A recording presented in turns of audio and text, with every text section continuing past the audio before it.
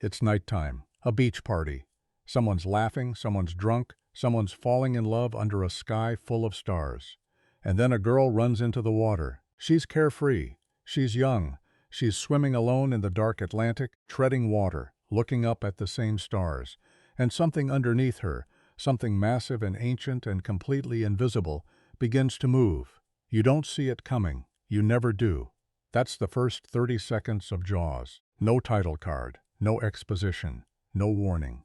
Just the ocean, a girl, and a creeping two-note musical phrase that starts so low you almost don't notice it, until it's everywhere, under your skin, inside your chest, pulling you down with her. Steven Spielberg was 26 years old when he made this film. 26. And in those opening 90 seconds, he demonstrated an understanding of fear. Primal, unrational, biological fear that most filmmakers never achieve in an entire career. He understood something that every great horror director eventually figures out. The thing you can't see is always worse than the thing you can. The darkness beneath the surface is always more terrifying than whatever swims through it. But here's what's fascinating about Jaws, and what we're going to spend the next hour unpacking. This isn't just a horror film. It isn't even primarily a shark movie. Beneath the blood and the screaming and the magnificent mechanical failures that nearly destroyed the entire production, Jaws is a film about something far more universal and far more American. It's about the lies institutions tell to protect themselves. It's about three very different men trapped on a small boat, forced to confront what they're really made of. It's about the specific terror of not being able to see what's killing you, and what that means in 1975 America, when the country had just spent a decade discovering that the monsters were real, and they wore suits and sat in the Oval Office. Jaws is about fear.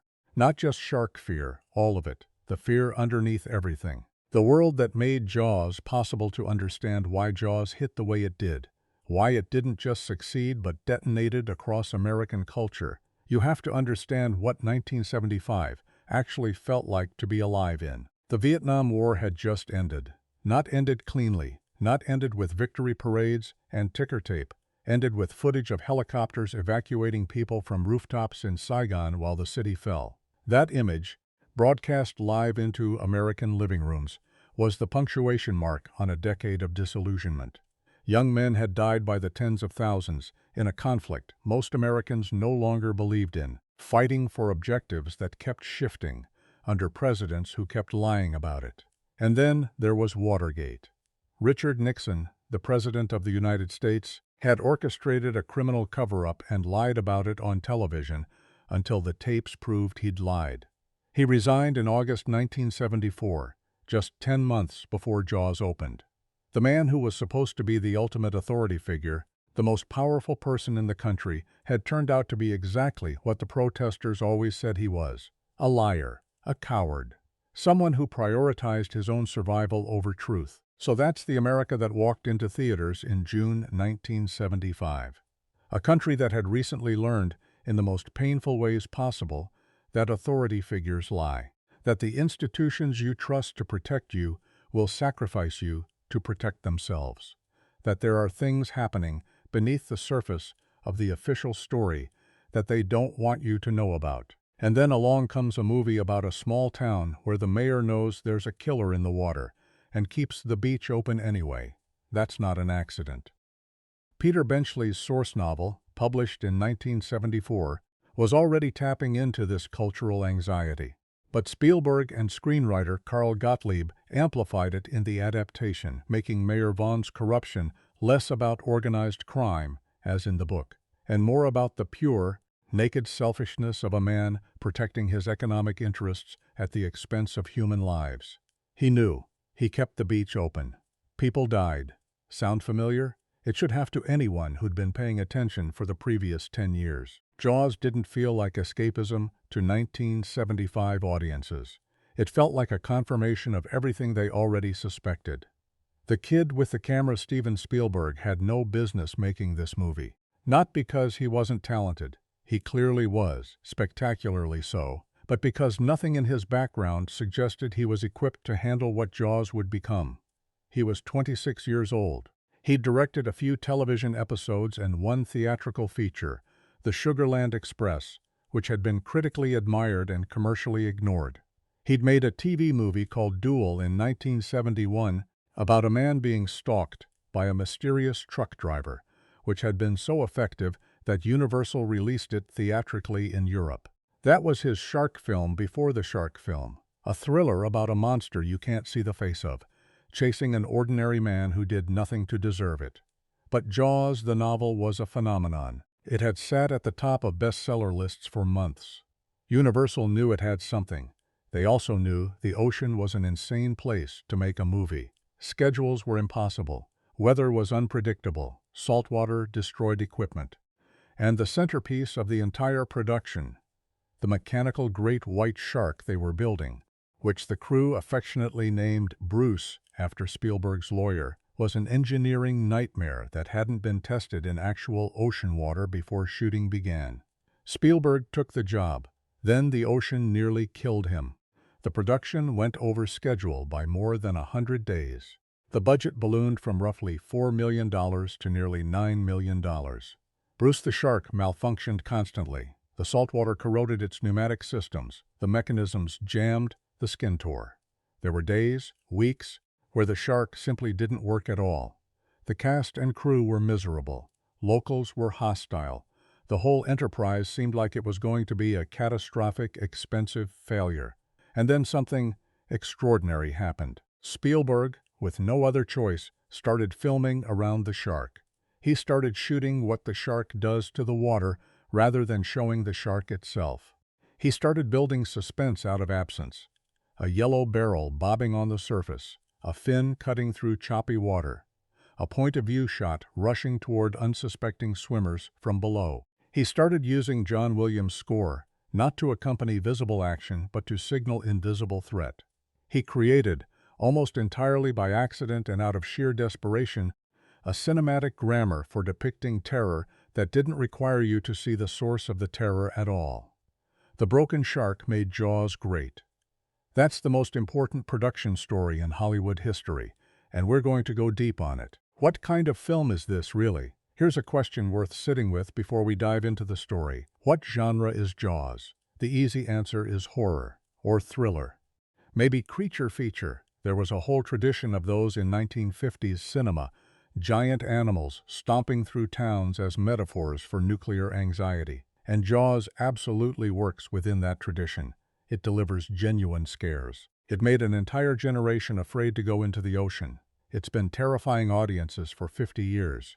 But Jaws is also genuinely a great drama. The best part of the film, and I'll make this case thoroughly when we get to the character section, is 45 minutes on a boat with three men who drink beer, compare scars, tell stories, and slowly reveal everything about who they are. That sequence, the Orca sequence, could be lifted out of Jaws entirely, and it would still be one of the finest pieces of character writing in 1970s American cinema. Robert Shaw's Indianapolis monologue alone is enough to guarantee this film's immortality, and it has nothing to do with sharks. Jaws is also a film about masculinity, specifically about three different models of American manhood forced to coexist and ultimately to cooperate. Chief Brody, the working-class family man out of his depth. Matt Hooper, the wealthy, educated scientist who knows everything except how to earn respect. Quint, the old-world warrior who's seen the worst of what the ocean can do and never recovered from it. These three men are America, in miniature, on a boat. And Jaws is a blockbuster, the first one, arguably. The film that invented the summer event movie, the wide release, the saturation advertising campaign, the concept of a film being so culturally unavoidable that not seeing it felt like missing a moment in history. Before Jaws, movies opened slowly, in limited markets, and expanded gradually based on word of mouth. After Jaws, Hollywood understood that you could open a film everywhere at once and make $100 million in 2 months. The entire modern film industry is built on what Universal learned from Jaws in the summer of 1975. So when we talk about Jaws, we're talking about all of it. The fear, the craft, the characters, the accident that turned into a masterpiece, the cultural earthquake, all of it. The setup. Amity Island and the shape of the story before we get into the deep analysis. A brief orientation to the world of the film. Amity Island is a fictional resort community somewhere off the Massachusetts coast, a small, economically dependent beach town whose entire financial existence rests on the summer tourist season. The July 4th weekend is, as Mayor Vaughn will tell us, the single most important economic event of the year. Without it, the town suffers. Into this world arrives Chief Martin Brody, not a local, but a New York transplant who took the police chief job in this quiet island community to escape the crime and chaos of the city. He's a man who, as we'll learn, is afraid of the water. He's living on an island. The irony is built into his bones. When a great white shark begins attacking swimmers in Amity's waters, Brody's instinct is simple: close the beaches. But simple instincts run directly into complicated political realities. The mayor won't hear it. The town won't hear it. And Brody, who doesn't have the ocean expertise to argue his case definitively, is stuck, knowing what he knows, unable to make people believe it until the evidence becomes undeniable. That's the first half of the film. It's a story about institutional failure, about what happens when the people in authority refuse to act because acting is inconvenient. It's agonizing in a very specific way, not the agonizing of being chased by a monster, but the agonizing of watching preventable tragedy unfold in slow motion because the wrong people have the power. The second half is something else entirely. When Brody, Quint, and Hooper finally head out to sea, the film transforms. The bureaucracy falls away. The politics disappear. There are 3 men on a boat, 1 shark, and the vast, indifferent Atlantic Ocean. No mayor, no town council, no phone lines. Just the problem and the people who have to solve it. That structural shift, from land to sea, from the political to the primal, is one of the most elegant things about Jaws. The film literally takes you out of civilization and drops you in the middle of the ocean where none of the normal rules apply. And that's where it becomes genuinely, uncomplicatedly terrifying. Why Jaws still works 50 years. That's how long Jaws has been making people afraid of the water. Most horror films have a half-life. The techniques that scared 1970s audiences seem quaint to audiences who grew up on CGI creature effects and found footage trauma. The things that worked then don't always work now. But Jaws still works.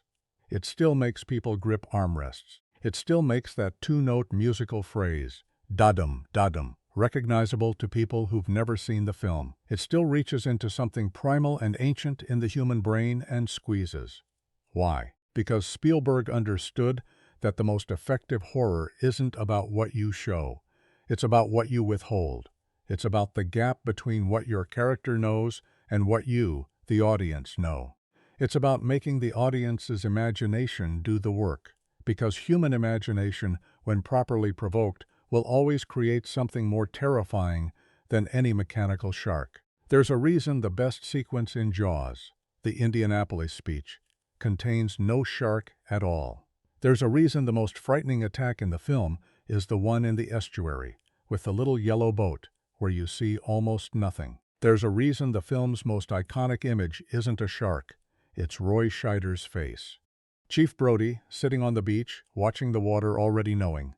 The monster in Jaws lives in your head. It always has. And that's why it never gets old. Let's go deeper. The first thing you hear in Jaws isn't a shark. It's a party. Guitars strumming lazily around a bonfire. Young people laughing, passing bottles, doing the things young people do on summer nights when the world feels infinite and consequence feels very far away. The camera floats through this scene with a kind of dreamy, sun-warmed ease, and if you didn't know what movie you were watching, you might think you'd wandered into a coming-of-age romance. Something gentle, something safe.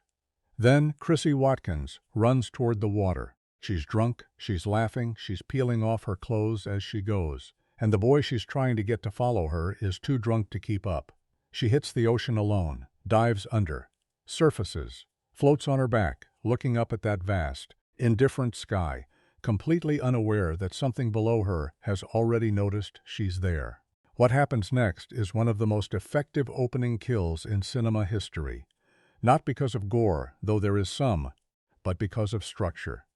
Spielberg cuts between 2 perspectives with surgical precision.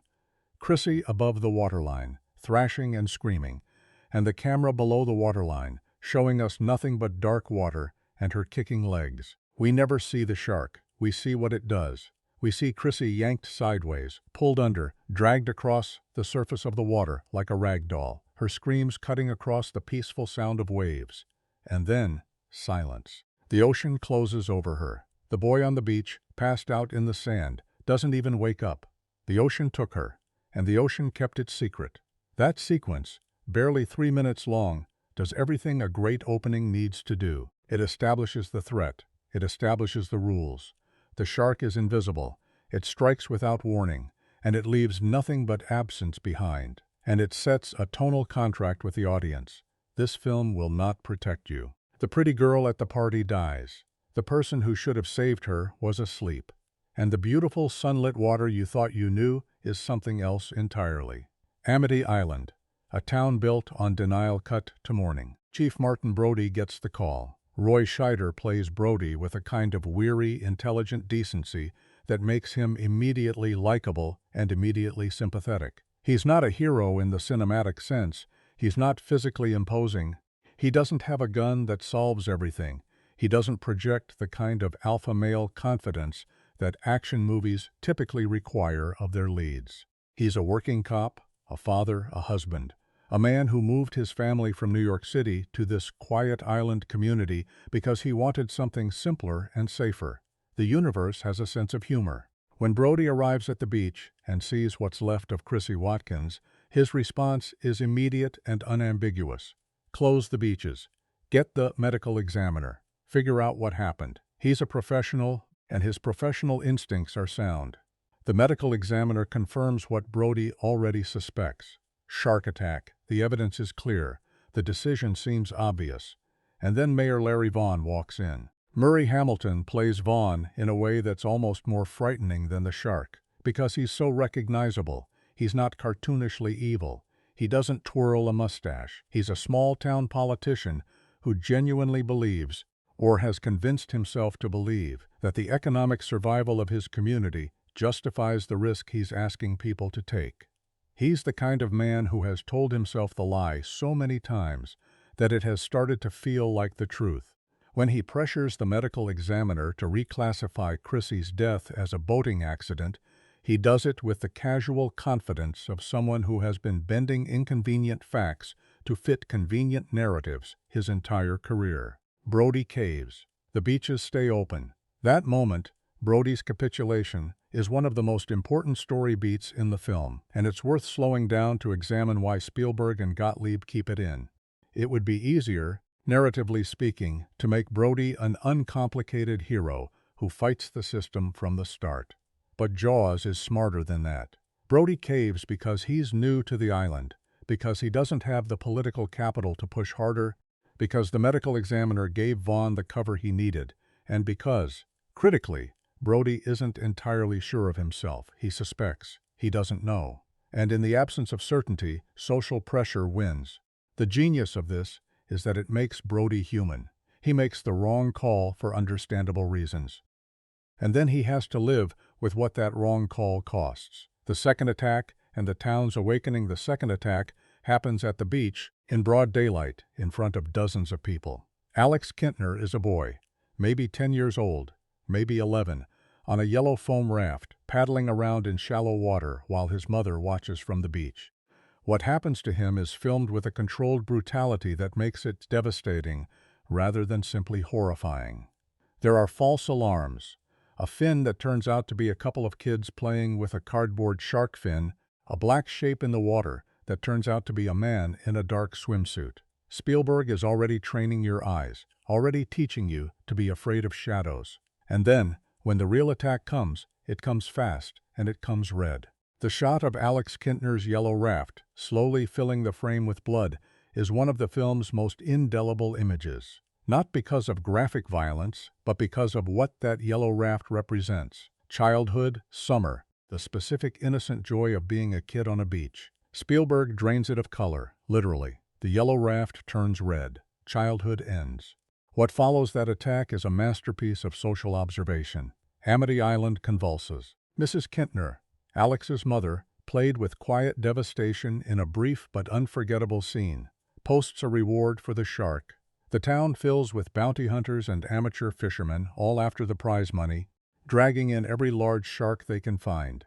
There's a carnival atmosphere that should be deeply inappropriate, and somehow, because everyone is scared and angry and powerless, makes complete human sense.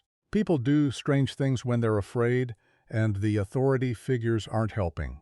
And authority figures still aren't helping.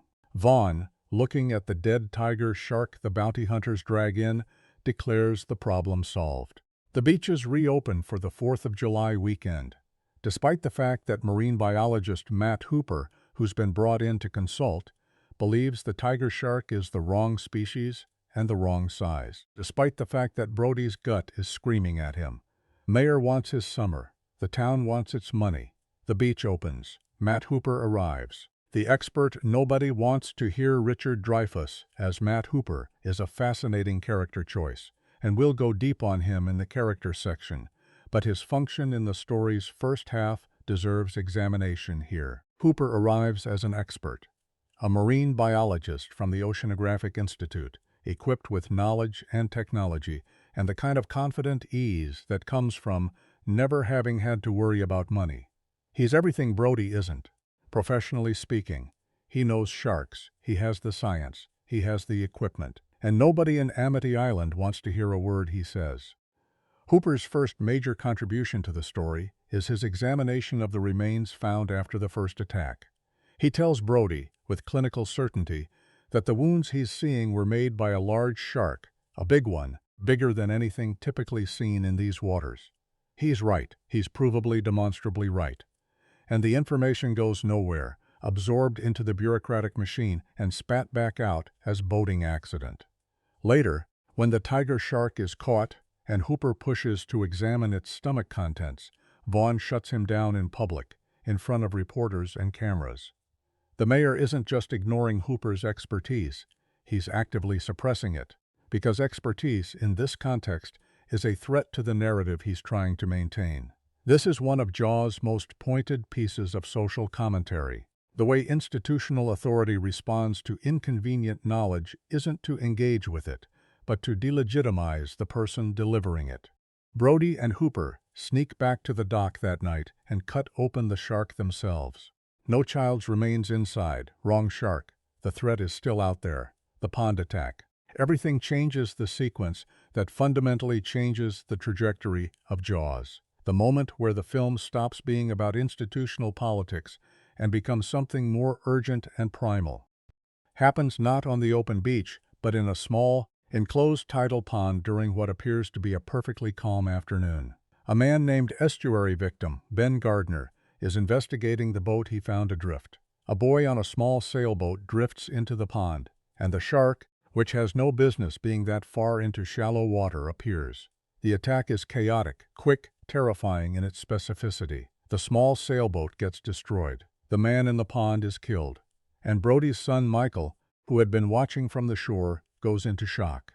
That last detail matters enormously. Brody's son, not a stranger, not a tourist, his own child, who didn't get in the water but was close enough to watch a man die. When Brody finds Michael sitting on the dock, blank-faced and trembling, something shifts in the film's emotional register. This is no longer a political argument about beach closures. This is Brody's family. This is his child. Spielberg shoots the moment when Brody realizes how close it came with characteristic restraint. Brody sits at the dinner table that evening, watching his youngest son, who has been quiet and withdrawn since the attack. The boy starts copying his father's gestures. The way Brody holds his wine glass, the way he props his chin on his hand. It's one of those instinctive childhood things, a kid mirroring a parent he looks up to. And Brody, catching it, puts his hand out. His son puts his hand in his father's. Brody wraps his fingers around it and holds on. No dialogue, no dramatic music. Just a father and his son holding hands at a dinner table, and the unspoken understanding between them that the world is more dangerous than either of them knew this morning. It's the best scene in the film's first half. It's the scene that makes you love Chief Brody completely and irreversibly. The hiring of the Orca Quint's first appearance in the film deserves its own analysis, and it'll get one in the characters section, but his function in the plot here is worth noting. He appears at a town meeting, dragging his fingernails down a chalkboard to silence the panicking citizens, and makes his offer: he'll kill the shark for $10,000. The way he says it, with absolute calm and absolute confidence, silences the room more effectively than any official announcement. He knows the ocean, he knows what's out there, and unlike everyone else in that room, he isn't afraid of it. Or if he is, fear is something he made his peace with a long time ago. After the pond attack makes the threat undeniable, Mayor Vaughn has no remaining cover. Brody negotiates with Quint, bringing Hooper along as the scientific counterweight to Quint's experience-based approach. The three men agree, uneasily, to work together. They'll go out on Quint's boat, the Orca, find the shark, and kill it. What the film does in the transition between the land half and the sea half is subtle but crucial. As Brody, Quint, and Hooper prepare to leave, there's a small, almost throwaway moment. Brody's wife Ellen kisses him goodbye on the dock. She's trying to be brave. He's trying to be brave. They both know this might be the last time. There's no dramatic declaration, no speech about love or duty. Just a husband and wife on a dock, holding on to each other for a second longer than they need to, while behind them the orca bobs in the water and Quint watches the horizon. The land story ends here. The political story ends here. Everything that follows is between three men and the sea. What the first half accomplishes, it's worth pausing before we move on to the Orca to appreciate what the land half of Jaws achieves, because it's the part of the film that tends to get overshadowed by the more viscerally exciting second half. The first half of Jaws is essentially a 1970s political drama wearing the clothes of a monster movie. It's about the gap between what authorities know and what they tell the public. It's about the way economic interests shape decisions that are supposed to be made on the basis of public safety. It's about a decent, ordinary man trying to do the right thing while the system he works within actively prevents him from doing it. That framework gives the film its weight. Without it, Jaws would be a technically accomplished thriller about a shark. Exciting, scary, well-made, but ultimately disposable. With it, the film has something to say. It has a perspective on the world. When people eventually die on the Orca, their deaths feel like the final consequence of a chain of failures that began with a mayor who cared more about a tourist season than a child's life. The monster isn't just a great white shark. The monster, in the first half of Jaws, has a face. It wears an anchor pin on its blazer. Mayor Vaughn knew. He chose to keep the beaches open anyway, and that's a horror that requires no mechanical shark to be utterly terrifying. The moment the Orca pulls away from the dock, something in Jaws exhales. Not relaxes, never that. But the film shifts registers in a way that's almost physical. The town disappears behind them. The political noise, the mayor's blazer, the town meeting chaos, the reporters and the bounty hunters, and all the bureaucratic friction of the land half. It recedes into the background and then vanishes entirely. What replaces it is open water, blue sky, and three men who have absolutely nothing in common except a mutual problem they've agreed to solve together. This is where Jaws becomes something extraordinary. The transition from land to sea isn't just a change of location. It's a change of genre, a change of tone, and a change of what the film is fundamentally about. On land, the story was about systems, institutional failure, political cowardice, the gap between what authorities know and what they're willing to act on. At sea, all of that evaporates. There are no systems out here. No hierarchy that means anything practical. No phone lines, no town council, no one to appeal to. Just the Orca, the Atlantic, and whatever's down there. Spielberg understood that this shift required the film to slow down before it could accelerate, to let the audience breathe, to let the characters exist with each other before the shark forces the issue again. So the early stretches on the Orca are surprisingly, deliberately quiet. Hooper unpacks his equipment. Brody tries to get his sea legs. Quint does what Quint always does, which is exactly what Quint wants to do, at exactly the pace Quint wants to do it. The silence between the three men in these early scenes isn't empty. It's full of everything they haven't said yet. Learning the boat, learning each other, What makes the Orca sequence work as drama, as opposed to just tense action cinema, is the specificity with which Spielberg and Gottlieb established the texture of life on a small working boat. This isn't a yacht. It's a commercial fishing vessel, well used and slightly battered, smelling of brine and old work. Quint has lived on this boat. Hooper, who has spent time on research vessels, is immediately more comfortable than Brody, and the gap between their comfort levels is a small but telling detail about who these men are and where they come from. Brody's unfamiliarity with the ocean, established early in the film, never over-explained, becomes almost comic in these early scenes. He's seasick. He's out of his element. He can do his job perfectly well on land, but out here, on the water, he has no authority that means anything. Quint runs this boat and everyone knows it. Hooper has the science. Brody has good intentions and a badge that doesn't impress a great white shark. There's a wonderful, understated moment early in the Orca sequence where Brody is tasked with chumming, throwing fish parts into the water to attract the shark. He's doing it mechanically, scooping and tossing, clearly miserable, clearly out of his depth, while Hooper studies his equipment behind him and Quint works the boat ahead of him. And then Brody looks up, because something has just appeared directly in front of his face. The shark, right there, right at the back of the boat, enormous and impossibly close, its black eye regarding Brody with an absolute absence of anything resembling feeling. Brody backs up, slowly, until he reaches Quint at the wheel, and without changing his expression, without performing shock or heroism, he simply says, "You're gonna need a bigger boat." 4 words. Not screamed, not delivered as a dramatic declaration. Just a man stating a plain, quiet fact to the only other person who can help him. Roy Scheider improvised that line on the day. It wasn't in the script. And it's the most perfect line in the film precisely because it sounds like something a real person would actually say in that moment. Not a movie hero. A real, scared, practical man who has just understood the scale of what they're dealing with. The shark reveals itself.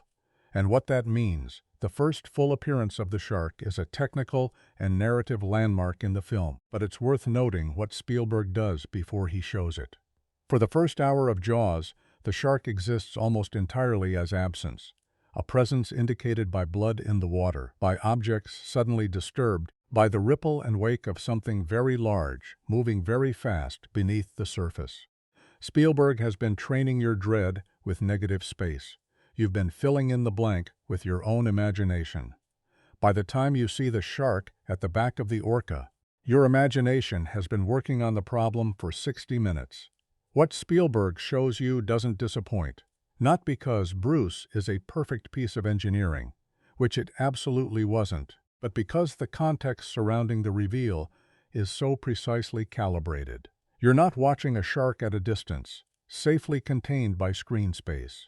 You're watching it from Brody's eye level, from the perspective of a man standing at the back of a small boat while something bigger than the boat looks back at him. The scale is wrong in the best possible way. It shouldn't be that big. It shouldn't be that close. And for a moment, the film doesn't cut away. It just holds, letting the reality settle. From this point forward, the Orca sequences operate on a dual register. On the surface, they're a thriller about men hunting a shark.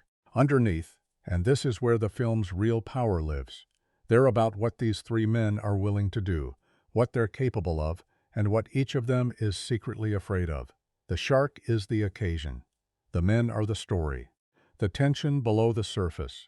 Class, respect, and male pride. One of the things that separates Jaws from every other creature feature ever made is the sophistication with which it depicts the friction between its 3 protagonists. Quint and Hooper in particular operate like opposing magnetic poles, repelling each other constantly, drawn into confrontation by a combination of genuine philosophical differences and something that runs deeper and older than philosophy. Quint has been living and working on the ocean his entire adult life. He has caught sharks. He has survived the ocean. He has earned his competence through decades of physical labor and hard experience. He doesn't need a degree to know what he knows. His knowledge is in his hands and his body and his scar tissue. Hooper has degrees. He has expensive equipment. He has an oceanographic institute behind him and a family with enough money that he can pursue intellectual passion rather than economic necessity. He is, in every measurable credential, more qualified to understand the shark than Quint. And Quint, who has never needed a credential to be the most capable man in any nautical situation he's encountered, finds this deeply, personally offensive. Their friction isn't just character color. It's the film dramatizing a specific American tension that the 1970s made particularly acute. The collision between inherited, working-class expertise and educated, institutional authority. Who gets to be the expert? Whose knowledge counts? Quint has caught more sharks than Hooper will ever study, but Hooper's instruments can tell them things Quint's experience never could. They need each other. They hate needing each other. Brody watches this dynamic from the outside, and his position is uniquely interesting. He's neither working class in Quint's sense, nor educated elite in Hooper's sense. He's the middle ground, the everyman, the audience surrogate, dropped between two incompatible worldviews, and tasked with keeping them functional long enough to kill a shark. When Quint smashes Hooper's radio, destroying their only link to shore, Brody's reaction captures this exactly. It's exasperation, not allegiance. He needs both of them to survive. He can't afford to take sides. The shark hits back.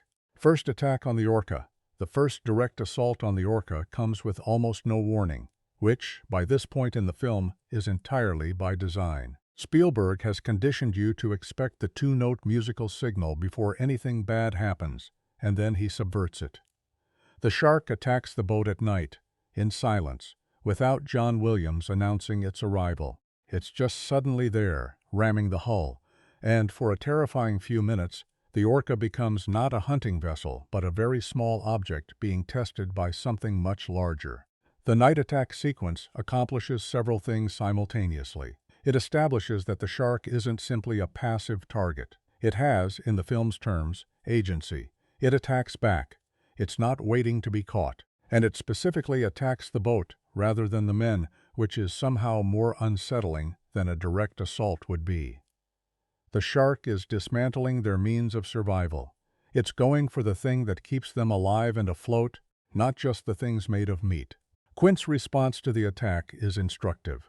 While Hooper scrambles for equipment and Brody grips whatever he can find, Quint is on the roof of the wheelhouse, harpoon in hand, trying to get a shot off. Even in the middle of the chaos, even in the dark, even with water flooding into the stern, Quint's orientation is always forward, always toward the threat.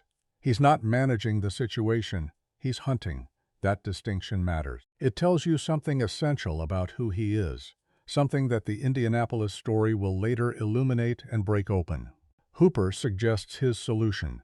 Lower him in a shark cage with a pressurized hypodermic lance. Essentially, get close enough to the shark to inject a lethal dose of strychnine nitrate. Quint thinks this is insane and says so, at length, with colorful vocabulary.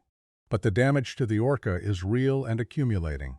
Their options are narrowing. What the sea reveals there's a quality to the Orca sequences that doesn't often get mentioned in discussions of Jaws, a quality of exposure. Out on the open ocean, away from the social scaffolding of Amity Island and its politics and its hierarchies, these three men can't hide behind their roles. Quint can't be the captain in the way he can be on shore, because captaincy out here means nothing if the boat goes down. Hooper can't be the scientist in any way that keeps him safe. Brody can't be the chief of police because his authority is entirely irrelevant to the problem. What they have left, stripped of title and role and social function, is character. Just the raw material of who they actually are. This is the oldest narrative device in the adventure tradition. Throw people into an extreme situation and see what they're made of. The Odyssey does it. Moby Dick does it. And Jaws is consciously and explicitly in conversation with Moby Dick, a debt the film acknowledges through Quint's obsessive, self-destructive pursuit. But Spielberg doesn't let the Melville comparison become academic. He keeps it immediate, physical, and emotionally grounded. The philosophical weight of what's happening on the Orca never overwhelms the moment-to-moment tension of three specific men dealing with a specific, very large, very angry shark. The sea in Jaws is not simply a setting, it's a condition. It removes everything inessential and leaves only what's real. And what's real, what this film keeps returning to, in image after image and scene after scene, is that ordinary people, given no choice, can find in themselves a capacity for courage they didn't know was there. Brody is afraid of the water. He's been afraid of the water the entire film. He gets on the Orca anyway. He stays on the Orca when the shark attacks it. He keeps going. That quiet, unglamorous persistence, not heroism in the Hollywood sense, but simple refusal to stop, is what the film ultimately celebrates. The cage, the darkness, and the dread that builds as the Orca sequence moves toward its midpoint. Hooper descends in the shark cage. It's a calculated risk, framed as their best remaining option now that the boat is compromised. The sequence of Hooper in the cage, small, metal, surrounded by black water, is a masterclass in claustrophobic cinematography. The cage that was supposed to protect him suddenly looks very fragile. The ocean that looked blue from the surface looks like nothing down here, no color at all, just depth and pressure and silence. The shark finds him. It finds the cage, specifically, dismantling it the way it dismantled the boat's stern, methodically, without malice or intelligence, simply because the cage is an obstacle between the shark and what it wants. Hooper barely escapes, hiding on the ocean floor while the shark destroys the structure around him. When the cage breaks the surface empty, crumpled, shredded, no Hooper inside. Brody's face does everything. Roy Scheider, again without a word, communicates the specific anguish of watching something you predicted come true in the worst possible way. He and Hooper weren't friends when this trip started. By now, in that particular way that extreme shared experience creates intimacy, they were. And Brody thinks he just watched Hooper die, which leaves two men and a sinking boat and a shark that has so far survived everything they've thrown at it. The stage is set. The real finale is about to begin. There's a scene in Jaws that has nothing to do with sharks. No attack, no blood, no mechanical failures or underwater POV shots, or John Williams signaling danger from the orchestra pit. Just three men in a boat's cramped cabin, drinking whiskey, showing each other their scars, and slowly, carefully, learning to see one another as human beings rather than obstacles. The scene happens roughly 2/3 of the way through the film, after the first major shark attack on the Orca, and before Hooper's descent into the cage. The boat is damaged. Night has fallen over the Atlantic. There's nothing they can do until morning, and the shark, wherever it is, has apparently decided it's done with them for now. So they drink, and they talk. And the film quietly, without announcing itself, becomes one of the greatest character pieces of the entire decade. It begins with Quint and Hooper comparing scars, a wonderfully masculine ritual that starts as competitive and gradually becomes something more honest. Every scar has a story. Every story reveals something. Quint has a scar from a thresher shark, moray eel, a tattoo half removed. Hooper has his own catalog of injuries from years of underwater research. They're both men of the sea, it turns out, just completely different species of the same creature, and in the act of showing each other their damage, something in their mutual hostility begins, almost imperceptibly, to soften. Then Quint rolls up his sleeve, and the mood in the cabin changes entirely. The Indianapolis monologue, American cinema's greatest campfire story. Japanese submarine slammed 2 torpedoes into our side, Chief. Robert Shaw leans forward, and the entire film holds its breath. What follows over the next several minutes is one of the greatest pieces of screen acting in the history of American cinema, and it deserves to be examined with the care and attention it has earned. Quint tells the story of the USS Indianapolis, the real naval vessel that in July 1945 was sunk by a Japanese submarine while carrying components of the atomic bomb. The crew of 1,196 men went into the water. They weren't rescued for 4 days. By the time help arrived, 316 men were still alive. The rest had died from exposure, dehydration, and shark attacks, the single largest shark-related maritime disaster in recorded history. Quint was on the Indianapolis. He was 17 years old. The monologue was written by multiple hands. Howard Sackler drafted the original version. John Milius rewrote it substantially. Carl Gottlieb polished it, and Robert Shaw himself reportedly reworked it overnight and delivered the final version the next day after his initial take felt too theatrical. The collaborative authorship shows, in the best possible way, it has the layered quality of something that was worked on from multiple angles until every word was earning its place. But what Shaw does with the words is what makes it immortal. He doesn't perform anguish. He doesn't reach for dramatic effect. He tells the story quietly, almost conversationally, the way a man tells a story he has told himself 1,000 times in the dark and has therefore drained of every superfluous emotion, leaving only the facts and the specific, irreducible horror that the facts contain. His voice drops. His hands are still. He describes the sharks circling, the men wearing life jackets in the water, the way the sharks came at dawn on the first day, and the men who were taken. He describes learning to tell who was dead, the ones who went quietly, drifting away from the group. He describes the eyes of the shark, lifeless, black like a doll's eyes. Roy Scheider and Richard Dreyfuss watch him, and their faces are doing everything an actor's face should do. Present, open, responding in real time to what they're hearing.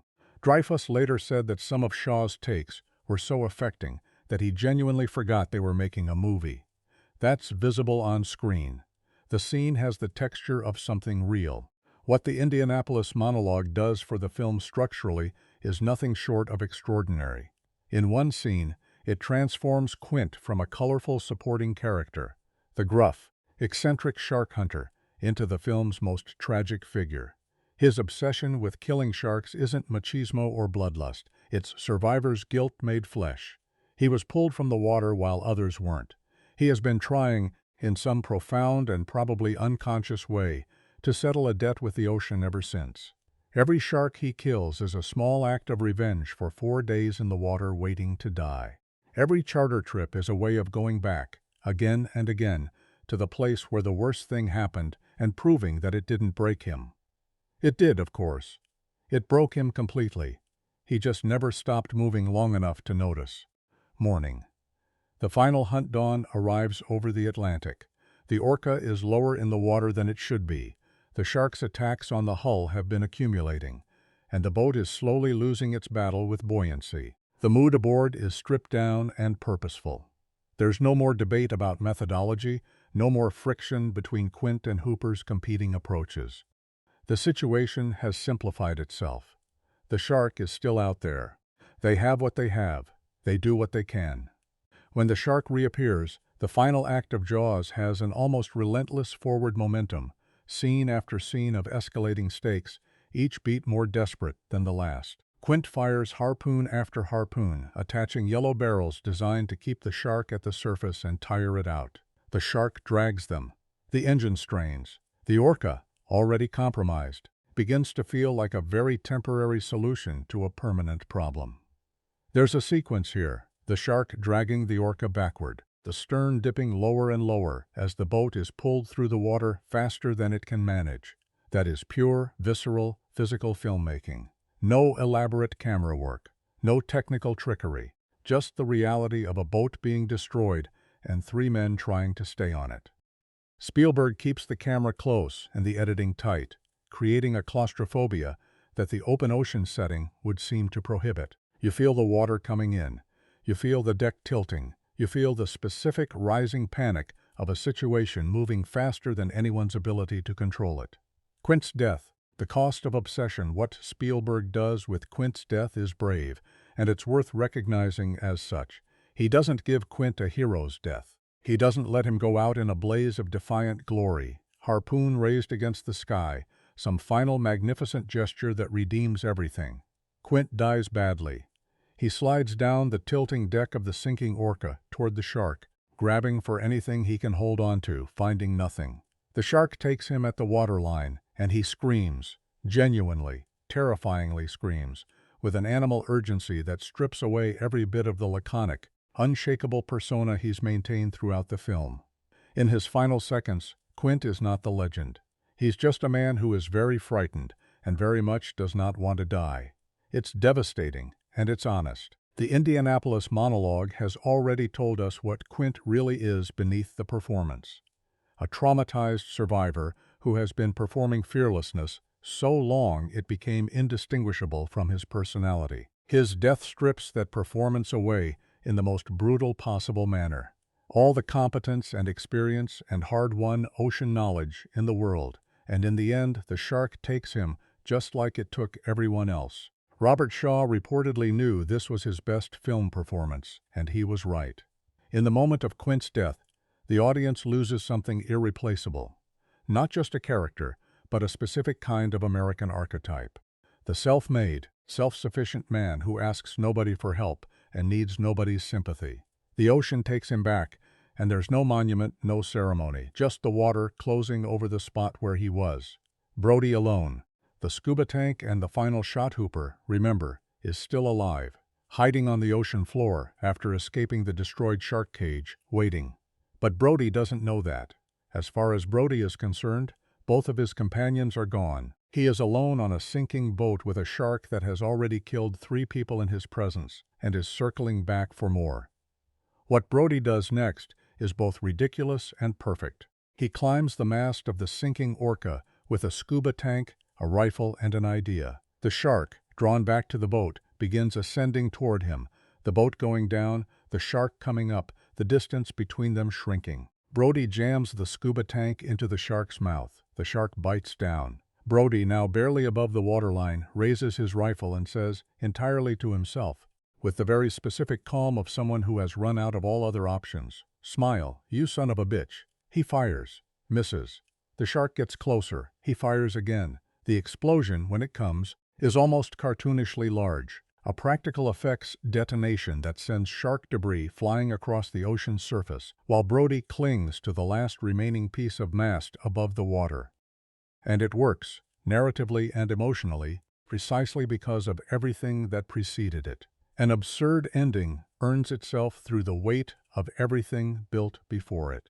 If the film had cheated, if Brody had found some clever weapon or professional backup or technological solution, the victory would feel unearned. But Brody wins with a scuba tank and a rifle, and sheer stubbornness. The most ordinary possible resolution to an extraordinary situation. Hooper surfaces. They stare at each other for a moment. 2 survivors measuring the fact of each other's survival. Then they start paddling back toward Amity Island on the floating debris, using it as a makeshift raft. No boat, no Quint. The shark gone, the threat neutralized, but the cost written clearly on both their faces. What the ending means, Jaws, ends not with triumph but with exhaustion, and that distinction matters enormously. Brody doesn't return to Amity as a hero. He returns as a man who solved a problem the only way left available to him, after every other option was taken away. He went into the water. He faced the thing he was most afraid of. He survived by refusing to quit, even when quitting was the only rational response to his circumstances. The film doesn't show us the homecoming. It doesn't show us Mayor Vaughn having to reckon with his choices, or Mrs. Kintner getting any kind of justice, or Amity Island processing what happened to it over the summer. The film ends at sea, with 2 men paddling home. Because the point was never about Amity Island. The point was never about politics or economics or institutional failure, as rich as those themes are.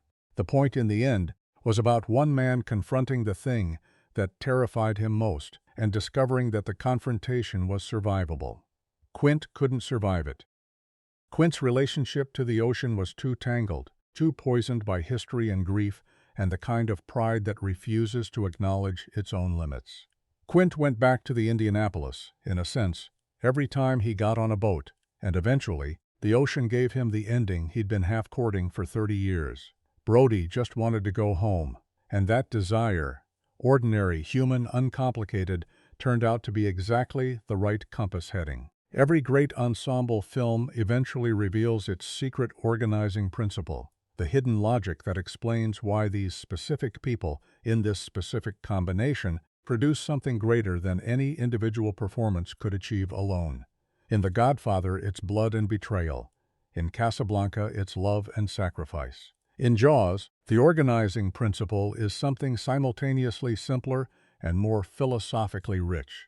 3 completely different relationships to fear, forced into close quarters until the differences can no longer be managed or performed around. Brody is afraid and knows it. Hooper is afraid and intellectualizes it. Quint is afraid and has buried it so deep under 30 years of deliberate aggressive fearlessness that he can no longer distinguish between the burial and the man. Put those three people on a 40-foot boat in the middle of the Atlantic Ocean with a great white shark, and you don't just have a thriller. You have a meditation on courage, what it actually looks like, where it actually comes from, and what it costs when it's drawn from the wrong well.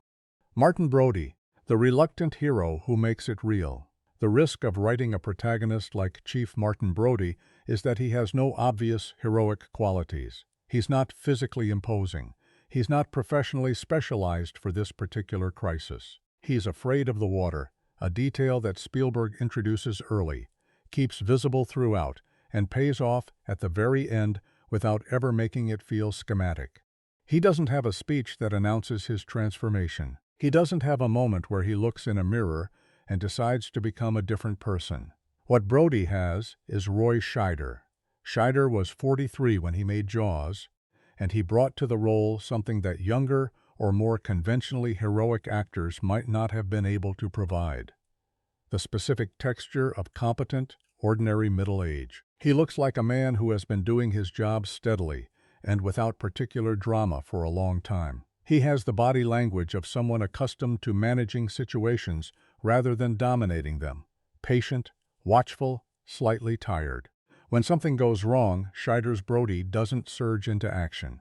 He registers it, processes it, and then does what needs to be done. The gap between registration and action is where Scheider does his finest work. Watch his face in the scene where he first sees the shark at the back of the Orca. He doesn't scream. He doesn't reach for a weapon. He takes a breath, a real, visible breath, and backs away until he finds Quint. That single breath contains everything: the shock, the recalibration, the decision to keep functioning despite the shock. It's not acting in the theatrical sense. It's human behavior observed with such accuracy that it bypasses performance entirely. Scheider does this throughout the film. Every major emotional beat: Chrissy's death, Alex Kintner's attack, the dinner table scene with his son, the moment the empty shark cage surfaces, lands because Scheider's responses are calibrated to exactly the right frequency of understatement. He never tells you how to feel about what you're watching. He just feels it himself, visibly, with his whole face, and trusts that you'll follow. Brody's arc, from managed fear to active courage. Brody's character journey in Jaws is not the standard Hollywood transformation arc, and understanding what makes it different is essential to understanding why the film endures the way it does. The typical hero's journey involves a character discovering hidden strength they didn't know they possessed, the meek becoming powerful, the uncertain becoming confident, the frightened becoming fearless. Brody's arc doesn't work like that. He isn't hiding secret reserves of superhuman courage. He doesn't become fearless by the end of the film. He gets on the Orca terrified, and he's still terrified when he shoots the scuba tank. The fear never goes away. What changes is his relationship to the fear. In the film's first half, Brody's fear makes him partially complicit in the institutional failure. He caves to the mayor. He accepts the medical examiner's reclassification. He makes the politically convenient choice instead of the morally correct one. His fear of professional conflict, of not being accepted by a community that still sees him as an outsider, costs lives. This is the film being genuinely hard on its protagonist, in a way that commercial thrillers usually aren't. But after Michael's near miss in the estuary pond, after the fear becomes personal rather than civic, something in Brody reorganizes. He stops trying to navigate the political landscape and starts acting from simpler, cleaner motivations: his children's safety, his town's survival, his own sense of what a person is supposed to do when they know something dangerous is out there. He doesn't become brave in the sense of losing his fear. He becomes brave in the more difficult, more admirable sense of acting correctly despite the fear. That's the arc. Not from cowardice to courage, but from fear managed by avoidance to fear acknowledged and overridden. It's a subtler transformation, but it's a more honest one. And Scheider plays every stage of it with such precise, lived-in naturalism that you might not even consciously register the arc as an arc. You might just feel like you've spent 2 hours with someone you know. Brody and his family. The emotional core. Nobody talks about. One of the consistently underappreciated aspects of Jaws is how thoroughly it establishes Brody's domestic life in its first half, and how much that domestic specificity enriches everything that follows on the Orca. The Brody household is depicted with a warmth and ease that feels genuinely observed rather than constructed. Ellen Brody, played by Lorraine Gary, is a full person rather than a functional spouse. She has her own intelligence, her own humor, her own clearly established relationship with a husband she loves and finds mildly exasperating in familiar ways. When the two of them exchange looks across a dinner table, the shorthand of a real marriage is present. They have history. They have patterns. They have the particular intimacy of two people who have been paying attention to each other for a long time. The scene with Brody's youngest son, Sean, copying his father's gestures at the dinner table, is the emotional cornerstone of the whole film, and it's achieved with almost no resources whatsoever. No dialogue that announces its significance, no swelling music. Just a father recognizing himself being reflected back at him by a small boy who loves him and is trying to comfort him without knowing how. When Brody holds his son's hand under the table, the gesture is worth 10,000 words of explicit character development. This is why Brody's final confrontation with the shark works as emotional catharsis rather than just genre excitement. By the time he's on the mast with the rifle and the scuba tank, you understand precisely what he's fighting for. Not abstract civic duty or professional obligation, but the specific texture of a life that has Sean in it and Ellen in it, and the particular comfortable love of an ordinary family. That's what the shark threatens. That's what he refuses to lose. Quint. The man the ocean made. If Brody is the heart of Jaws, Quint is its soul and its wound. Robert Shaw's performance is the most technically accomplished piece of acting in the film, and it operates on a level of complexity that rewards repeated viewing. Quint is simultaneously the most dangerous person on the boat and the most damaged. He's the most qualified to handle the shark and the least equipped to handle himself. He is, in almost every meaningful psychological sense, already lost before the shark takes him. The film is simply waiting for the physical reality to catch up with the internal one. Shaw was, by most accounts, a complicated man. Novelist, playwright, actor, fiercely intelligent, and fiercely competitive. He and Richard Dreyfuss famously did not get along during filming, and that real-life tension is visible and productive in their scenes together. But what Shaw brings to Quint transcends any behind-the-scenes drama. He builds the character from the outside in and the inside out simultaneously.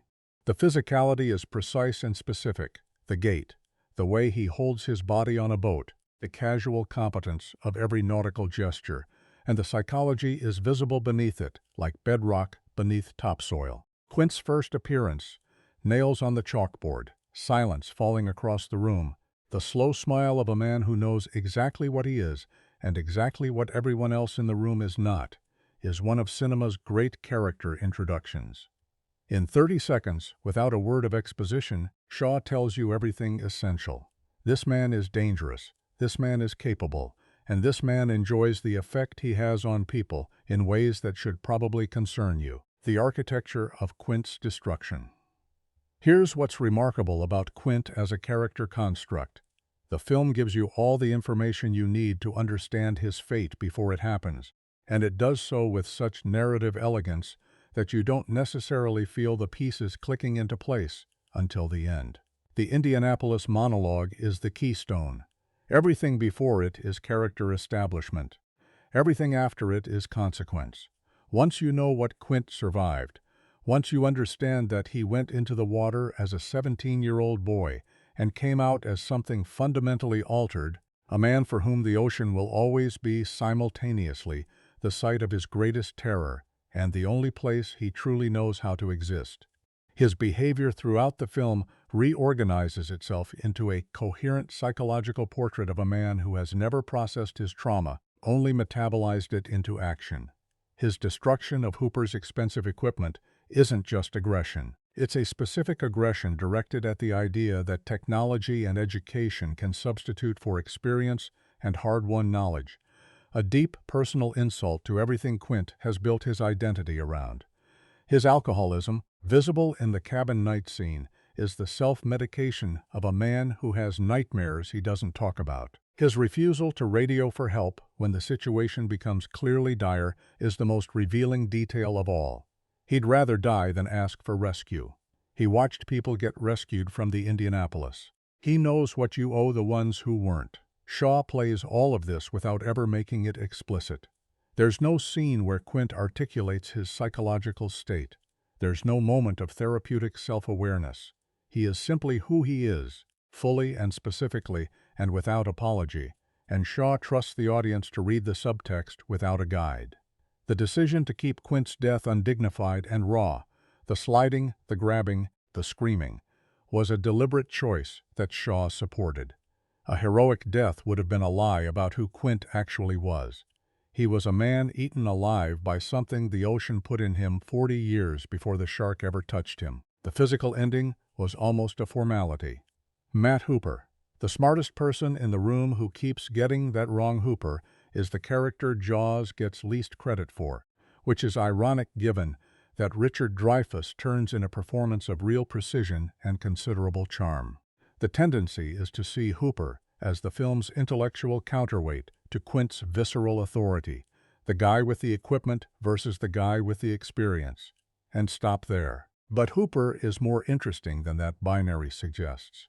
What makes Hooper compelling, and what Dreyfuss captures with almost casual brilliance, is the gap between his genuine intelligence and his emotional immaturity. Hooper is unambiguously the most scientifically literate person in every room he enters. He knows sharks. His technical read on every situation is correct. When he says the tiger shark is the wrong animal, he's right. When he says the cage dive could work, the science is sound. He is consistently, demonstrably correct about the factual dimensions of the problem. And yet Hooper is also, for much of the film, genuinely annoying to be around in ways that are clearly his own fault. He has the social confidence of someone who has never had to earn a room, who walked into most situations in his life already holding the credentials that guaranteed him a hearing. When that doesn't work, Quint doesn't care about credentials. Vaughn actively suppresses the information they carry. Hooper doesn't know how to adapt. He gets louder. He gets more insistent. He performs his expertise at people who aren't buying it, which is the opposite of effective communication. Dreyfuss plays this without making Hooper unlikable, which is the tightrope the performance walks throughout. You root for Hooper even as you wince at his delivery. He's right about everything and wrong about how he's being right, which is a specific and relatable variety of human failing. Hooper's transformation, learning what intelligence can't teach Hooper's arc, is subtler than Brody's, but it's genuine. The change in him isn't dramatic or announced. It's the gradual erosion of the performance of confidence under circumstances that make the performance untenable. The turning point is the shark cage sequence. Hooper goes into the cage armed with knowledge, technology, and the self-assurance of someone who has studied these animals extensively and believes that understanding them constitutes a form of protection. The shark dismantles this belief as efficiently as it dismantles the cage. Understanding the shark doesn't make you safe from it. Knowing its biology doesn't buy you any negotiating room. The shark doesn't care that Hooper wrote his thesis on Carcharodon carcharias. It dismantles the cage because the cage is in its way. When Hooper surfaces after hiding on the ocean floor, he is noticeably different, quieter, more physically humble, less inclined to fill the air with demonstrations of what he knows. He has been in the water with the thing he studies. He has felt what Quint felt in the Indianapolis, in miniature, and the experience has burned away the protective layer of academic confidence and left something rawer and realer underneath. Dreyfuss plays the post-cage Hooper with a beautiful, deliberate stillness. This man has been changed by what he survived, and he's not ready to perform normalcy about it yet. The restraint is exactly right. Some experiences deserve silence rather than words, And Dreyfuss, who spent much of the film filling every scene with energy and movement and talk, earns the quiet. The alchemy between three. Why the combination works. The reason Jaws produces something greater than the sum of its parts. The reason the Orca sequences feel like genuine cinema rather than genre mechanics is that Spielberg found three actors whose specific qualities and real-time interactions created a chemistry that couldn't have been scripted in advance and probably couldn't be replicated. Shaw's intensity creates the gravitational field that everyone else orbits. He is never not present, never not fully committed, never coasting charisma or technique. He makes Scheider and Dreyfuss better because he makes them real. You can't phone it in opposite Robert Shaw in a cramped boat cabin with nowhere to look except at each other. Dreyfuss provides the film's emotional oxygen, the quicksilver wit and reactive intelligence that keeps the human temperature up in scenes that could otherwise become too heavy.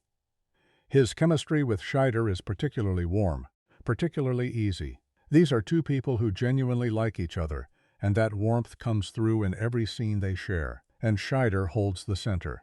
His specific gift, that quality of grounded, watching, processing presence, is the anchor that keeps the more volatile performances from spinning away from each other. Brody isn't the most interesting character in the film to watch in isolation, but he's the character who makes the other characters more interesting to watch, which is a rarer and more valuable talent. Together, they create something specific and irreproducible, the feeling of being with actual people in an actual crisis. Not movie people, not genre archetypes, people whose fear is real, whose humor is real, whose silences contain genuine weight. That's the holy trinity of Jaws. Three men, three different ways of being in the world, three different ways of carrying fear, and the extraordinary film that happens when Spielberg puts them in a boat and points them toward the deep water. There's a filmmaking principle that gets discussed in film schools and promptly forgotten in studio boardrooms. Limitation breeds creativity. The idea that having less forces you to make more, that constraints, properly metabolized, don't diminish a film's power but concentrate it. Most filmmakers understand this intellectually. Very few have had it proven to them as dramatically, as expensively, and as publicly as Steven Spielberg had it proven on the waters off Martha's Vineyard in the summer of 1974. Bruce the shark broke. Constantly, catastrophically, embarrassingly broke. The salt water ate through its pneumatic systems. The mechanisms jammed. The skin tore. The three mechanical sharks built for the production failed so reliably that entire shooting days went by without a single usable take involving the animal. Spielberg was behind schedule, over budget, and in possession of the most expensive, most unreliable, most important prop in the history of his young career. And so he started hiding it. He started shooting what the shark does instead of what the shark is. He started building tension from displacement. Yellow barrels on the surface, a trail of disturbed water, a dock suddenly ripped from its moorings and dragged at terrifying speed across a pond. He started treating the shark's absence as an artistic tool rather than a logistical problem. And in doing so, almost entirely against his will, he invented a cinematic language for depicting invisible threat that has influenced virtually every horror and thriller filmmaker working in the 50 years since. The broken shark didn't ruin Jaws. It made Jaws the film it is. That's the most important production accident in Hollywood history. And understanding how Spielberg turned that accident into mastery requires looking carefully at the specific technical choices the film makes. In the camera, in the sound design, and in John Williams' extraordinary score. The score, two notes that change cinema. John Williams' main theme for Jaws is by any objective measure the most efficient piece of film music ever composed. Two notes, E and F, alternating in a low, ostinato pattern that starts almost subliminally and accelerates into something that takes over your entire nervous system. That's it. That's the whole weapon. Two adjacent notes played on a tuba, and 50 years later, the sound of them triggers a measurable stress response in people who have never even seen the film. Williams himself was initially reluctant to show Spielberg the theme. He famously played it for the director as a kind of joke. Surely this couldn't be serious. And Spielberg reportedly laughed, thinking Williams was kidding. He wasn't. Williams understood something profound about how music interacts with visual fear. The simpler the musical signal, the deeper it penetrates. A complex melody engages the conscious mind. A two-note ostinato bypasses it entirely and goes straight to the limbic system. It doesn't ask you to process it. It just gets inside you and starts working. What the theme does structurally throughout the film is create a Pavlovian conditioning that Spielberg then exploits with surgical precision. Early in the film, every appearance of the theme coincides with an attack or near attack. Your nervous system begins to associate those two notes with immediate danger. Spielberg lets that association solidify, reinforces it several times, and then starts using the theme as a feint, building tension with the music that doesn't always pay off in violence. And then, crucially, he withholds the theme entirely during the night attack on the Orca. The shark arrives in silence, without musical announcement, and the absence of the expected signal is more terrifying than the signal itself would have been. That's sophisticated musical storytelling. That's a filmmaker and composer working in genuine creative partnership to manipulate audience psychology with real precision. Williams won his first Academy Award for this score, and the win was entirely deserved. But the score's influence on everything that followed is probably even more significant than its immediate achievement. The idea that a film's musical identity could be built on a minimal motif rather than a sweeping melody transformed how composers thought about thriller scores for decades. Beyond the main theme, Williams' full palette The Jaws score is frequently reduced to its main theme in popular memory, which does the full work a significant disservice. Williams wrote a complete, varied, emotionally sophisticated score that covers registers the main theme alone could never reach. The music during the Orca sequences shifts character entirely from the beach attack material. Out on the open water, Williams writes with a rolling, nautical quality, brass and woodwinds that evoke both sea adventure and the specific unease of being a long way from shore. There's something almost Copland-esque in these passages, something that places the film in a specifically American tradition of wide-open spaces music. The Orca isn't just a boat on the ocean. It's three Americans out on the frontier, and Williams' score frames it that way. The Indianapolis monologue is accompanied by almost nothing, wisps of underscore, barely there, supporting Shaw's voice rather than competing with it. Williams makes himself nearly inaudible in that scene, which is the correct artistic choice and the harder one. The story is carrying everything. The music is just keeping the air warm. And the final confrontation, Brody on the mast, the shark ascending, the impossibly optimistic solution of the scuba tank, gets music that is simultaneously triumphant and absurd, which is exactly the emotional register the scene requires. Williams plays the finale almost as broad adventure, consciously stepping back from the horror register into something more classically heroic. It's a tonal release valve after 2 hours of sustained tension, and it works because it's earned rather than imposed. Bill Butler's camera, the grammar of dread cinematographer Bill Butler, shot Jaws under genuinely difficult conditions. Working on the open ocean, dealing with constantly changing natural light, filming sequences involving mechanical animals that frequently didn't behave as designed, and produced work that remains among the most technically and artistically accomplished of any Hollywood film of the 1970s. The visual language Butler and Spielberg developed together is worth examining in detail, because it's not accidental and it's not simply competent, it's thought. The film operates with two distinct visual personalities, one for land and one for sea. On Amity Island, Butler uses a lot of telephoto compression, long lenses that flatten the visual space and bring background elements crowding in toward the foreground. The effect is subtly claustrophobic, subtly pressured. Even on a sun-drenched beach with wide-open sky, the telephoto framing makes the space feel tight, surveilled, too close. The crowds at the beach scenes feel uncomfortably dense. The outdoor spaces don't breathe the way outdoor spaces normally do. Before anyone has seen a shark, The visual language of the film is telling you that there isn't enough room to be safe. On the Orca, the visual register shifts to something more expansive, but no less precise. Wide lenses, natural light, the genuine immensity of the open Atlantic, providing genuine depth in the frame. The Orca looks small because it is small. Butler doesn't manipulate the scale to make the boat more impressive. He lets the ocean demonstrate, plainly and without commentary, exactly how inadequate the vessel is for what it's being asked to do. The dolly zoom, cinema's greatest technical metaphor, single most famous shot in Jaws, and one of the most analyzed shots in film history, is what cinematographers call the dolly zoom, what many call the vertigo effect, after the Hitchcock film that popularized it, and what the Jaws crew reportedly nicknamed the Jaws shot, after the effect it achieves on screen. The shot happens on the beach. During the moment, Brody realizes a shark attack is occurring in the water in front of him.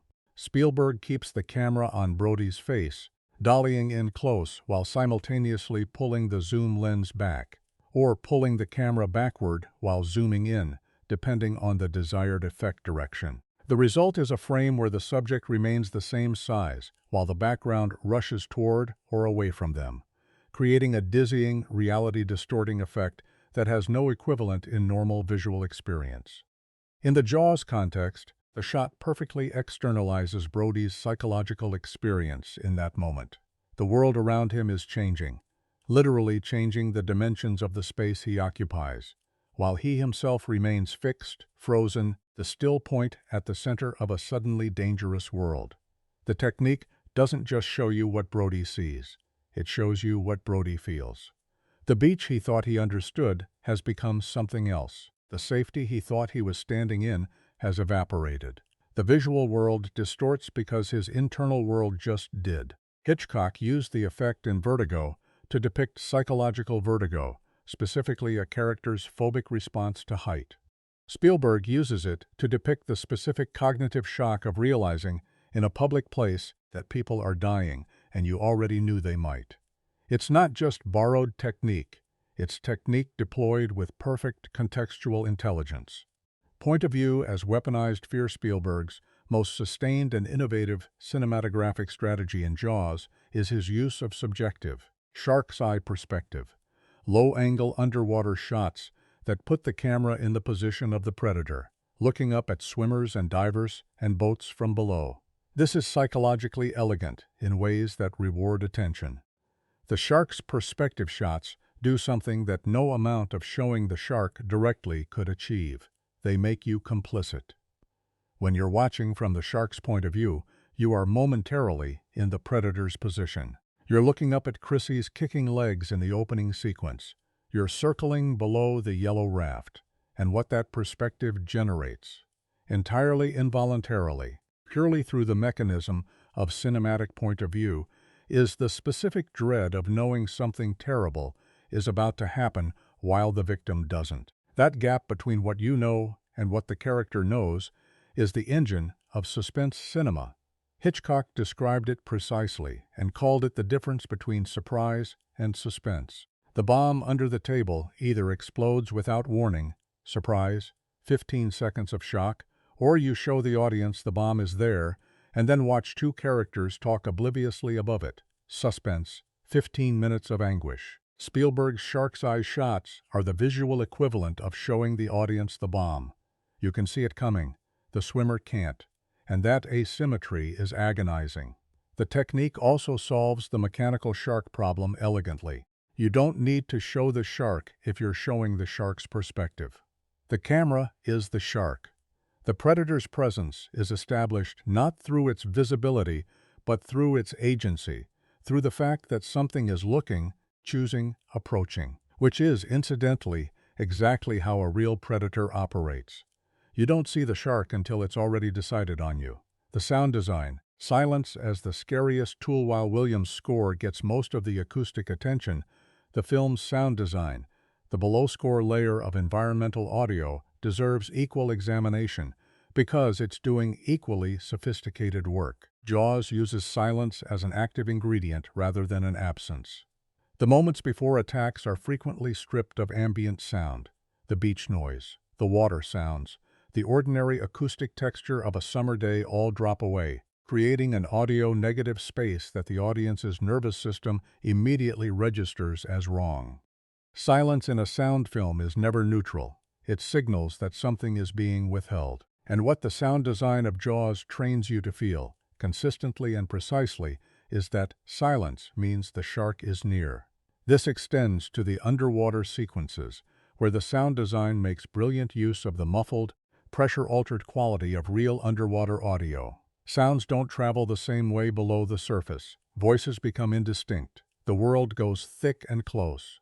Hooper's descent in the shark cage is accompanied by sound design that captures the genuine sensory experience of being underwater, isolated, removed from the surface world, contained in a bubble of limited visibility and altered acoustics. It makes the underwater space feel genuinely alien, even though it's depicted with practical photography rather than any particularly elaborate effect. The sound design team also makes deliberate choices about what sounds to amplify in the attack sequences.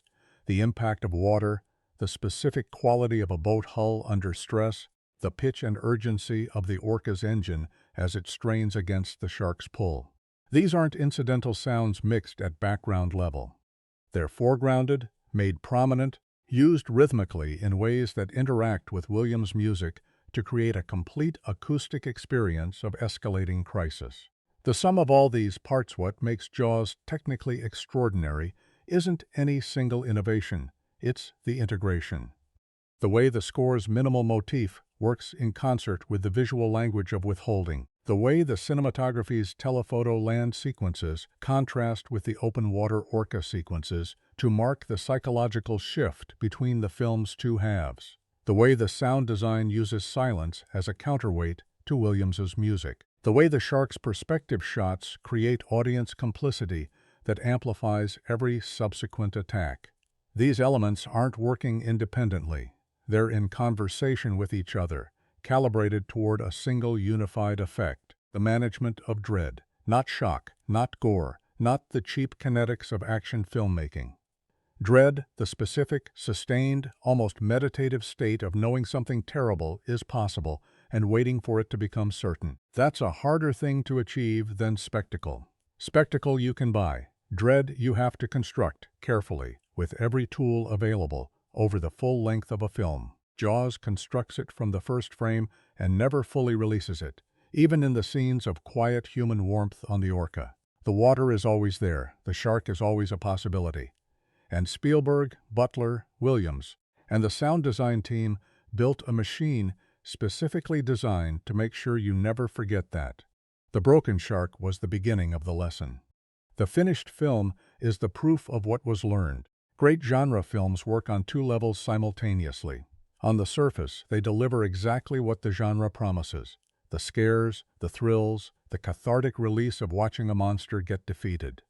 But the ones that last, the ones that get written about and argued over and taught in film classes 50 years after release, do something beneath the surface that the genre machinery is actually carrying rather than simply accompanying.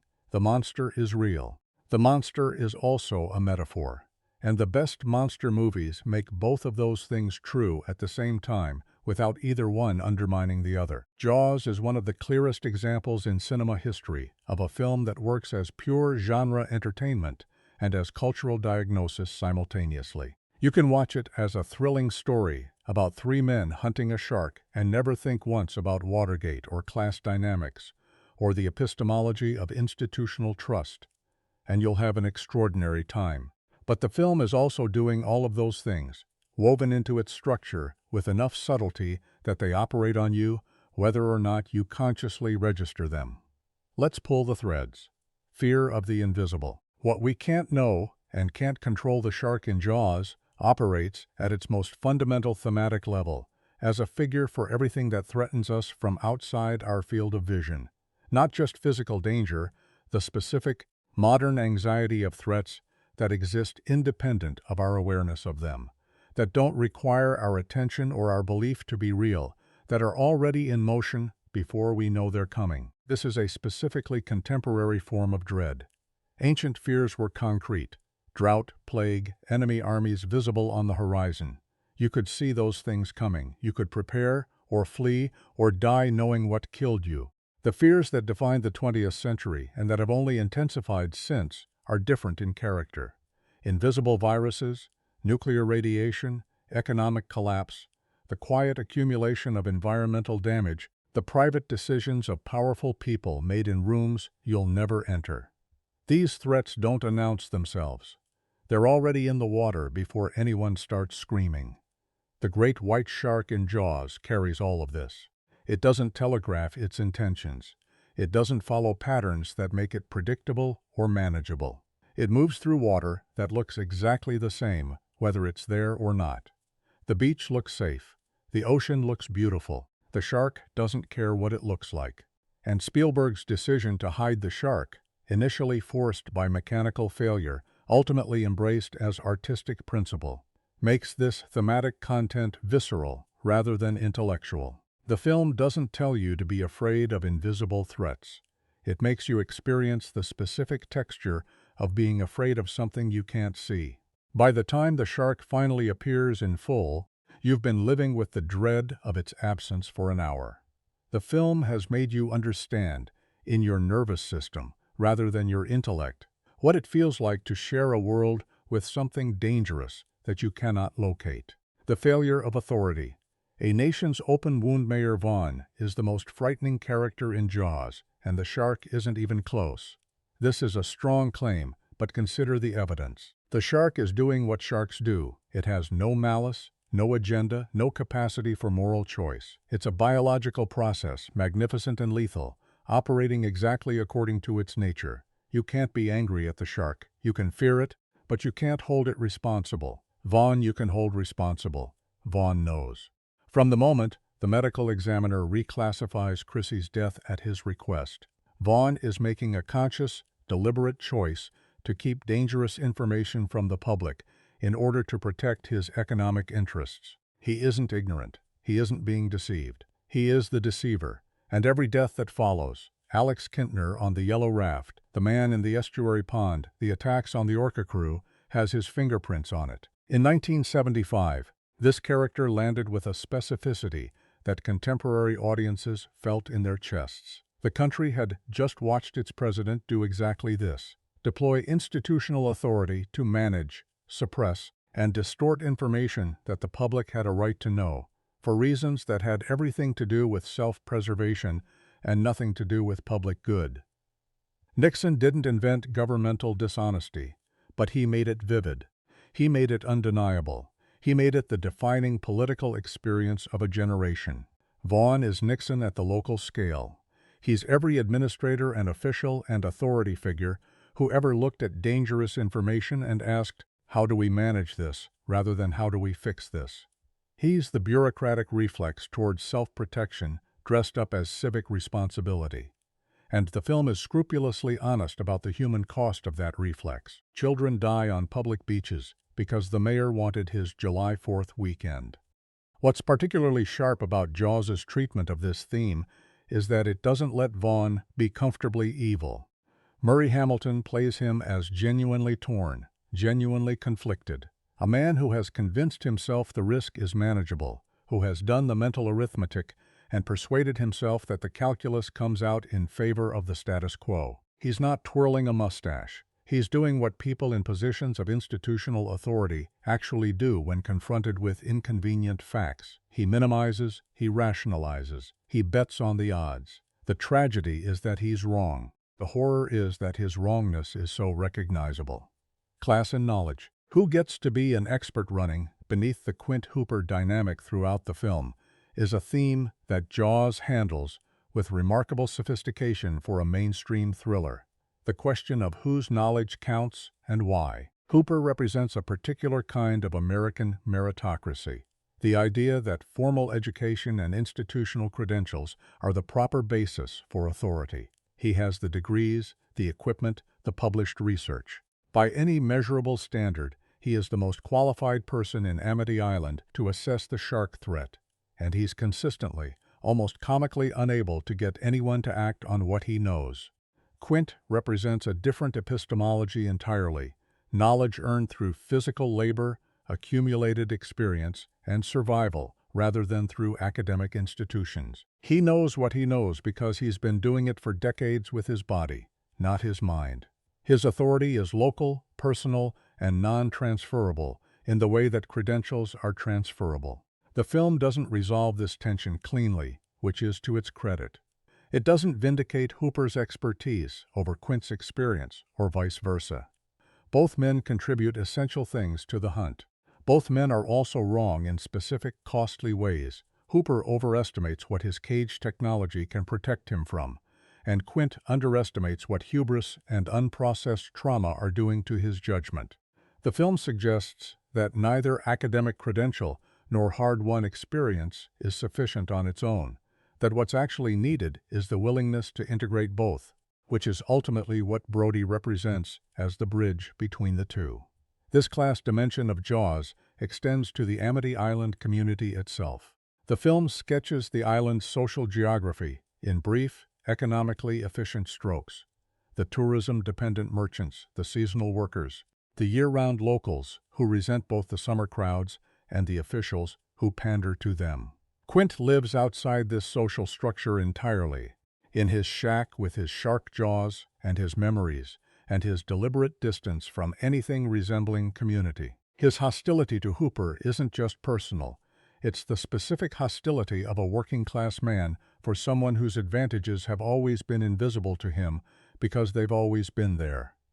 Masculinity. Three Models Under Pressure Jaws is unmistakably a film about men, specifically about how men perform toughness, process fear, and navigate the social hierarchies that male groups spontaneously generate. The Orca sequences are a sustained, largely unsentimental examination of three different models of American masculinity under genuine pressure. Brody's masculinity is domestic, institutional, and essentially civilian. He defines himself through his roles: husband, father, police chief, rather than through physical capability or specialized expertise. His courage, when it comes, is quiet and relational. He does what needs doing, because failing to do it would mean losing the people and the life he's built around those roles. Hooper's masculinity is intellectual and performance-based. He leads with wit and knowledge, and a kind of privileged ease that functions as social capital in most environments, and as a red flag to Quint specifically. His willingness to get in the cage is genuine bravery, but it's also partly a performance of bravery, a way of proving to Quint that credentials aren't a substitute for courage. The cage dive is Hooper trying to speak Quint's language. Quint's masculinity is archaic and self-consuming, the masculinity of a man who has defined himself so completely through toughness, self-sufficiency, and physical capability that any evidence of limitation reads as existential threat. He can't ask for help. He can't acknowledge when a situation has exceeded his capacity. He can't integrate what the Indianapolis did to him into any framework that would allow him to be both a survivor and a person with genuine limitations. His masculinity is the thing that kills him, in the end, as much as the shark. The film's perspective on all three models is neither entirely celebratory nor entirely critical. Brody's model is validated. The film's ending belongs to him, and the domestic love that motivated his persistence is treated as genuinely worthy. Hooper's model is tempered. His intelligence is real and valuable, but the privilege that coats it is gently punctured. Quint's model is mourned. The film is sad about Quint in a way it isn't sad about the shark attacks, because what the ocean takes from Quint at the end is the completion of a process that started in 1945 and never really stopped. Nature and the limits of human control. There's a quieter theme running through Jaws that doesn't announce itself in political or social terms, but operates at the level of pure philosophical feeling. The reminder that nature is not subordinate to human convenience. Amity Island has built its entire existence on the premise that the ocean is a resource, something to be used, enjoyed, sold as an experience, parceled out as tourism value. The town's relationship to the sea is extractive and essentially commercial. The water is a product. The shark doesn't know it's a product. The shark doesn't care that its presence is economically inconvenient, that it's disrupting the fiscal calendar of a small New England resort community, that people have made plans and reservations and commitments around the assumption that the ocean will behave. It operates outside every human framework entirely, outside economics, outside politics, outside the social contracts that human communities build to manage risk. This is the shark's deepest thematic function, as a reminder that the natural world will always exceed human attempts to contain, manage, and commodify it. Amity Island declared the ocean safe for tourism. The ocean had different plans, and all the political maneuvering and economic calculation in the world couldn't change that fundamental fact. In this sense, Jaws is also an environmental film. Not in the activist sense, not with any explicit message about ecological responsibility, but in the older, more unsettling sense of reminding human beings that we are participants in the natural world rather than administrators of it. The shark isn't a villain. It's the natural world declining to cooperate with the human story we've written around it. That's a confrontation every generation has to keep relearning.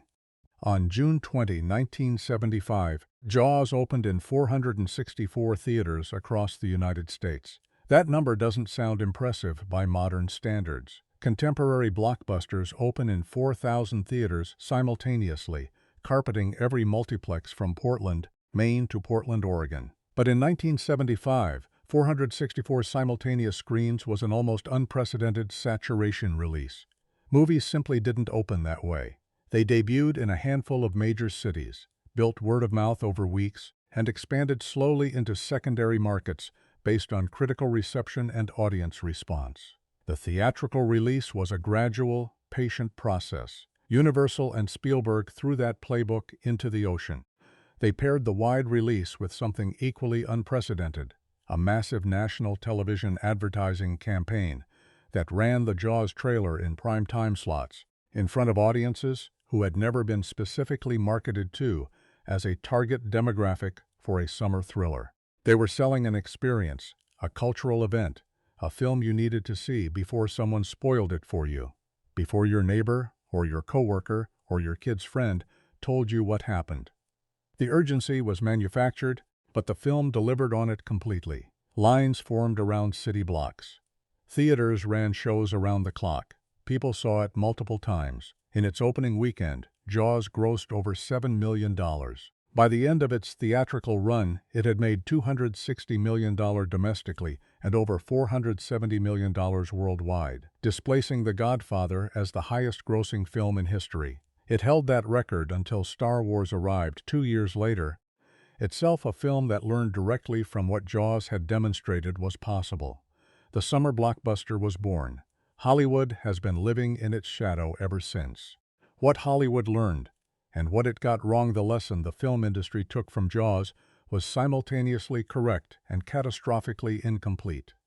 The correct part: audiences would turn out in massive numbers for a compelling, well-made genre film if you marketed it aggressively and created genuine cultural momentum around it. Event cinema was real. The collective experience of seeing a specific film at a specific cultural moment was a value proposition audiences would pay for. Wide releases and saturation advertising could generate returns that the old slow rollout model simply couldn't match. The incomplete part, the part Hollywood has been getting wrong ever since, was the assumption that the strategy was the secret rather than the film. Studios looked at Jaws and saw a distribution and marketing blueprint. What they should have seen, and what the subsequent decades of imitators demonstrated they largely missed, was that the blueprint only worked because the foundation it was built on was extraordinary. Jaws wasn't a phenomenon because Universal opened it wide. It was a phenomenon because Spielberg, working with a broken shark and a brilliant cast and the specific genius of John Williams and Bill Butler, made something genuinely, uncomplicatedly great. The blockbuster era that Jaws inaugurated has produced masterpieces.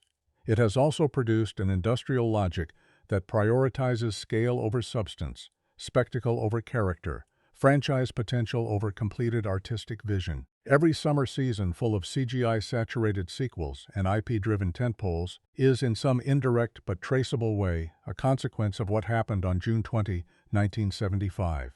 The machine that Jaws built has run, over 50 years, far beyond anything Spielberg intended or probably wanted to claim credit for. What Jaws did to sharks. An unintended legacy. No accounting of Jaws' cultural impact is complete without acknowledging the film's most troubling legacy. What it did to public perception of great white sharks. The effect was immediate, measurable, and long-lasting. Shark hunting increased dramatically following the film's release. Coastal communities that had coexisted with shark populations for generations developed a fear-driven hostility toward them that translated into advocacy for culling programs, shark nets, and other measures that marine biologists largely opposed. Great white shark populations, already under pressure from decades of commercial fishing, declined further in the years after Jaws as hunting accelerated. Peter Benchley, who wrote the source novel, spent the latter decades of his life actively campaigning for shark conservation, a direct response to his own guilt about the role his work played in demonizing an animal, that is. In biological reality, neither the relentless predator of Jaws nor anything approaching a systematic threat to human safety. He became one of the most prominent voices in ocean conservation before his death in 2006, writing extensively about the ecological importance of apex predators and the damage done to marine ecosystems by shark hunting, driven by Jaws' amplified fear. Spielberg himself has expressed regret about this consequence. Not about the film, which he remains proud of, but about the unintended real-world effect of his fictional shark's reputation. The monster he created in cinematic terms turned out to be capable of generating consequences in ecological terms, and those consequences were genuinely harmful to living animals that had done nothing to deserve the cultural inheritance of Bruce's mechanical menace. This is a strange and specific form of artistic responsibility, the obligation that attaches to cultural products powerful enough to reshape public perception of the natural world. Jaws carries that responsibility, somewhat uneasily, 50 years on. The film that keeps teaching every generation of filmmakers encounters Jaws, and takes something different from it. The directors who came up in the 1970s and 80s, James Cameron, Ridley Scott, the early Spielberg imitators who filled the decade after Jaws with ocean thrillers and creature features, learned from it primarily as a technical document. Here is how you build suspense. Here is how you use a score. Here is how you make a limited budget feel like an unlimited one by spending your resources on implication rather than demonstration. Later generations learned something different.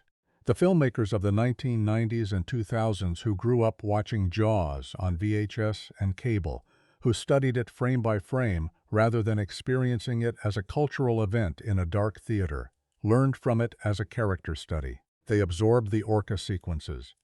They understood what the film was really about. They took from it the lesson that genre machinery is only as powerful as the human beings you put inside it. Contemporary filmmakers are learning from it still, in the context of a film industry that has largely lost the appetite for the kind of mid-budget, character-driven genre filmmaking that Jaws represents. It exists now as both an inspiration and an implicit argument. Proof that a thriller doesn't need to be a franchise, that characters don't need to be superhuman to be heroic, that a film can terrify you and make you cry and make you laugh and leave you thinking about something real, all within the same 2 hours. The film that invented the blockbuster is now, with considerable irony, the argument against what the blockbuster has become. 50 years in the water, here's what half a century of Jaws has revealed about why it endures when so much else fades. The film is, at its root, about the specific texture of being afraid in a world that keeps telling you everything is fine. That experience doesn't age.